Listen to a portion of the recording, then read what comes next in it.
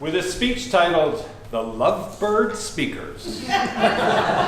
Please help me welcome Sal Fischera.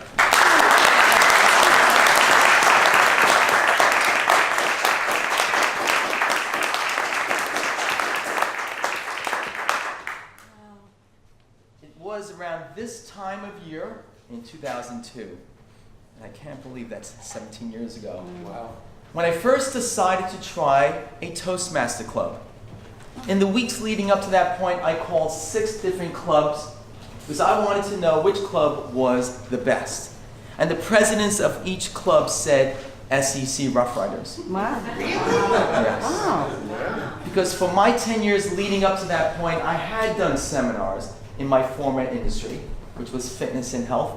And I felt confident, I felt strong, I felt very comfortable coming here until I entered the room. I sat in this corner, and as the meeting unfolded, I started to shrink. I started to feel my knees shake. And by the time we got past the table topics, I was trying to figure out how I could go from there to the exit without making it obvious. I started asking myself philosophical questions like, why am I here? Why did I put myself into this position? And as I was planning my exit, I caught myself and realized there's a purpose for my coming here, which was to improve my speaking and my presentations. I thought, one meeting and that's it. And it was 7 years before I finally was unable to come anymore. But what brought me back? That's the question. Master Taste, I forgot this process. Mr. Toastmaster, SEC Rough Riders, and fellow guests.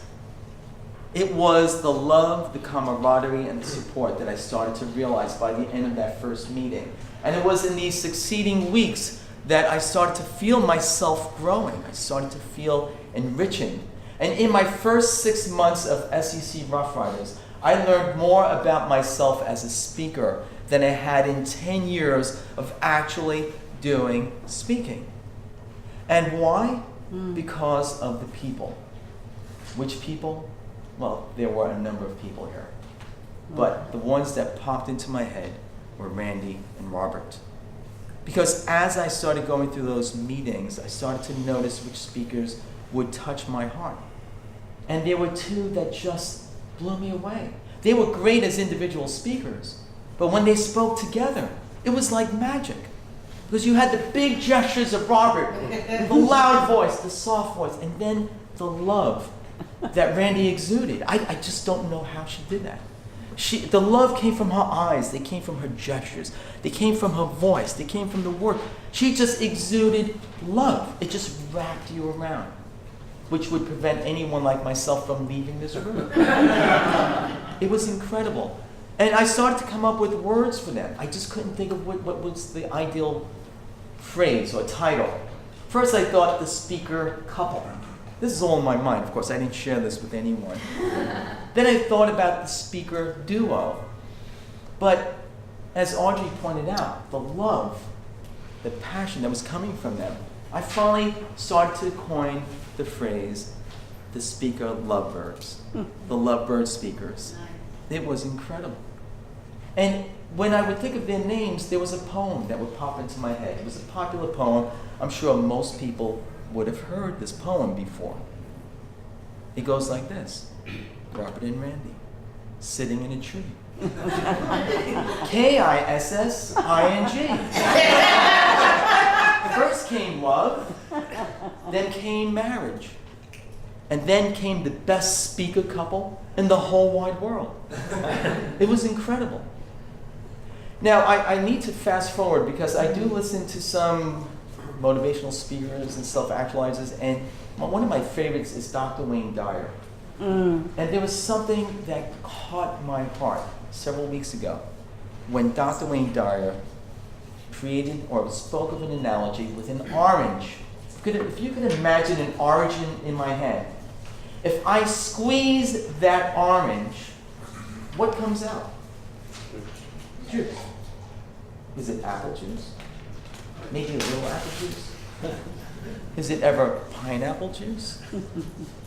What kind of juice? It's orange juice. So why? Why does orange juice come out of an orange? It's not because it's an orange. It's because of what's inside. Now, if your mom squeezes that orange, does that change the outcome? If your child or your boss squeezes that orange, does that change what's inside?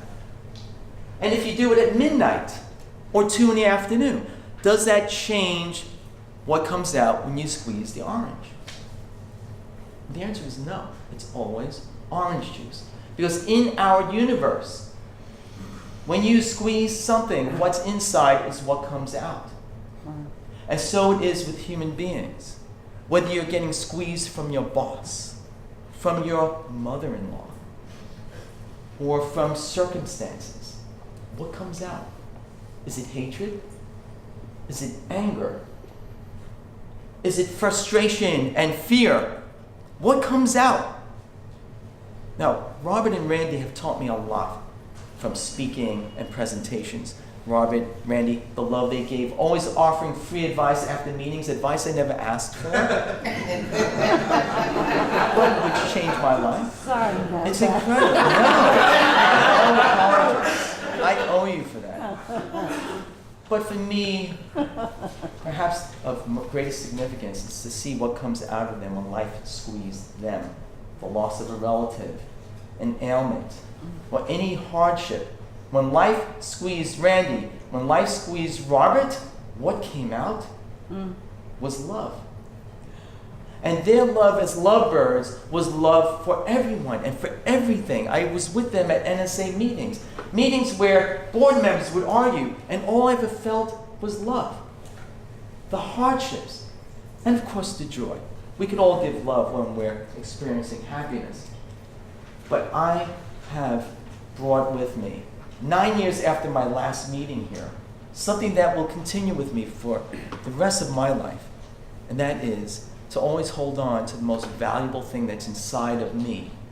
And I try my best. I try to mimic what they have done. And so I try to give back love. But for Robert and Randy, that's all I can give from now and for eternity. I love you guys. Thank you.